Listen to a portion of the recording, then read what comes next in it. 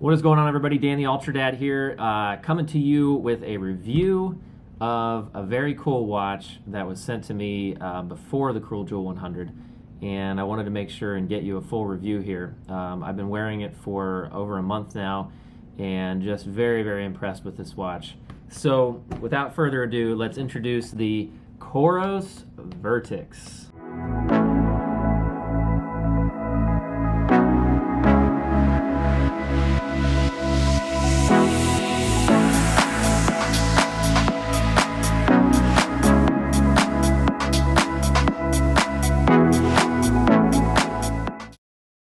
Before I get started with the review, though, I just wanted to let you know that this is not a sponsored review. Coros did send me the watch to review it and to try it, but they had no input in this review, and I'm free to say whatever I'd like about the watch, as you'll see in just a few moments. With that, let's get into the review. So welcome back again to my channel, everybody. If you haven't subscribed yet, make sure you do so. Hit that bell notification as well as the thumbs up if you like this particular video. Let's start with the Coros Vertix. So this is awesome. Look at what comes with the Coros Vertix. I guess more appropriately what the watch comes in when they send it to you. So this is the case, which I'm sure if you know anything about this watch, you've probably seen this before, but this thing is substantial. It's almost like an ammo case or something, or a camera case. More power to them, and congrats with probably the coolest case I've ever gotten a watch delivered in, for sure, by far. So the Coros Vertix is marketed as an adventure watch, and I couldn't agree more. Something that ultra runners are going to want to take a look at just because of the length of time that they're out there on the trails.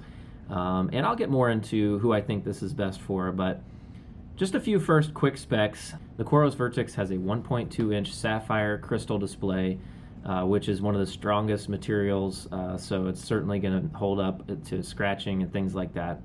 It has a titanium bezel and what appears to be a plastic body, which definitely saves on weight.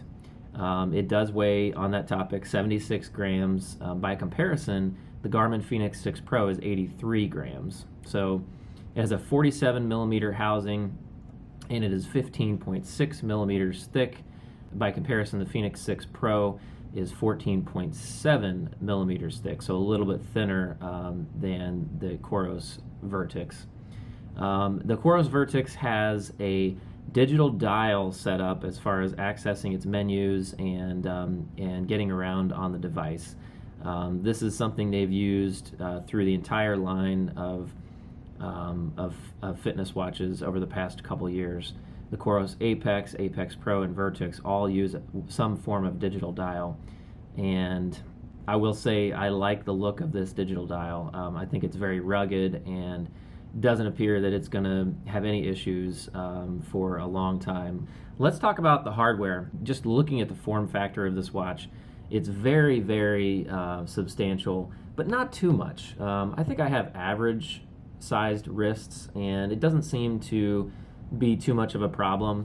A couple times I noticed that I would bang it on things as I was walking around the house, which is kind of typical for a watch like this, but honestly it really wasn't too bad. And I would say with the weight, it's definitely lighter than, like I said, the Garmin Fenix 6 Pro, and you notice that it's a little bit lighter than some of the other large watches.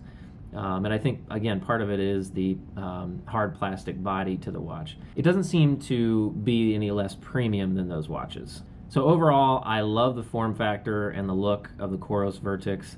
I think it looks very rugged. I think it lives up to how they're marketing the watch as an adventure watch, and it just looks awesome. So really, I have no complaints about the form factor and the hardware of the Coros Vertix. Getting into the software of the Coros Vertix. So this is where Coros and other brands like Garmin take a little bit of a detour. Coros, it appears, has made a decision to go with a more streamlined and more practical interface than some of the other brands. And what I mean by that is, Coros only gives you what you might actually use while you're out on the trails. So, and I appreciate that. It seems like they've dispensed with some of the less useful features. Of course, some people would disagree with that and say that it's just lacking in that sense, but I found that the features that the Coros Vertix offers in its software are the ones that I actually would use, and that's kind of my style. So when I'm out on the trails, I'm not really focused on the technology, I'm not focused on the watch. So it seems to be a good fit for me and my style. Some of the things you do get with this watch as far as software are, first of all, it does offer a number of watch face styles that you can use. And it's really simple. You get on your phone, and once you've paired your phone to your watch, you can change the style of the watch face, and it has a number of different options. Again, not as many options as, say, the Garmin watches. Also, the Vertix has a number of widgets that you can use. Some of the things you do get are the heart rate sensor, the altimeter, a barometer, temperature gauge, and sunrise sunset screen. If you dive deeper into the watch and go into what I call the settings screen, you see that there are some options for the pulse oximeter, battery usage, ultramax mode, navigation and map settings, which we'll talk about in a minute, stopwatch, timer, alarm, metronome, compass, and an option to broadcast the heart rate. Now, when in a workout mode, by clicking the digital dial, you go into a bunch of different options for workouts. So as you can see, there are a ton of different activities that you can select. You have more specific activities, you have more generalized activities, and so there's a bunch of different things you can look at. Of course, I'm spending most of my time in trail run and run, but it's nice to know that there are a bunch of different activities, including triathlon. So let's talk a little bit more about the pulse oximeter. So this is what measures the oxygen concentration in your bloodstream, and I'm not sure exactly how accurate this is. I think there's no question it's not going to be as accurate as a medical grade device, but it's really neat to see that they've built this in. A lot of devices are now. It's probably more useful at altitude, certainly, because you're going to have less oxygen in your blood at altitude. I have not been really at any substantial altitude while I've been testing this, so I can't really comment too much on the accuracy or usefulness of the pulse oximeter, but it does have it. So without getting too far into the weeds, as far as the ultramax mode, it tells the watch to sample your GPS position as it's tracking you less often than in some of the other modes. And what this generally does is save battery life. And ultramax mode definitely will do that if you choose to use it. I haven't done much in-depth testing on how accurate it becomes as far as your run and the distance and things using ultramax mode, but it's probably best kept for hiking or things like that rather than running, because obviously when it's sampling GPS data much less often, it's not going to catch some of the turns you make depending on when it's sampling and when it's not. So let's talk about battery life. That is where, of course, Coros watches really shine. If you're familiar at all with the Coros brand, that's what really made it famous amongst runners, because especially amongst trail runners and ultra runners. Because at the time that Coros came out with the Apex, Apex Pro, and Vertix, Garmin really didn't have an answer to people who needed the watch to track you with GPS for more than 30 to 35 hours. And now that was almost 2 years ago when they first came out with these watches. And since then, Garmin has improved significantly on their battery life. And in some cases, they could argue that maybe they have more battery life than some of these watches. But the Vertix probably still takes the cake, in my opinion, as far as battery life. The Coros Vertix is still extremely competitive on the issue of battery life. Coros advertises the Vertix as having 45 days of regular use, 60 hours in full GPS mode, and 150 hours in Ultramax mode. And that gets back to where between the Ultramax and the regular GPS mode, how you're going to save quite a bit of battery life. So practically speaking, does it really track you for 60 hours without charging the battery once? Well, I would say that's partly true and partly not true. So let me tell you my own experience. I ran the Cruel Jewel 100 Ultra Marathon about a week ago, and I didn't finish the race. I DNF'd, but I did run 31 miles in about 12 hours, give or take a few minutes. And during that time, I only used 20% of the battery. Mind you, I did turn the heart rate sensor off, and that was a big key, because with the heart rate sensor off, I would say definitely you're going to get 60 hours, because I went 12 hours for 1/5 of the battery. So do some math, and it's exactly 60 hours of use in full GPS mode. Now, if I would have turned on the heart rate sensor, it would have definitely been less than that.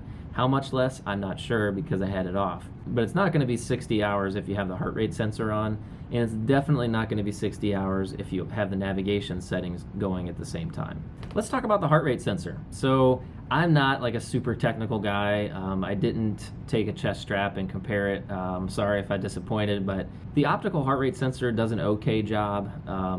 Obviously, if I wanted to do super accurate heart rate tracking, I would use a chest strap or something like that.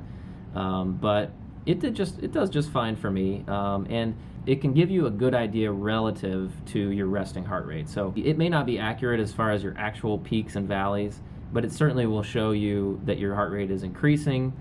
Is that useful? I don't know. It kind of depends on how specific you want to get and how accurate you want to be with your heart rate training. All right, now GPS accuracy is another hot topic that a lot of reviewers like to cover.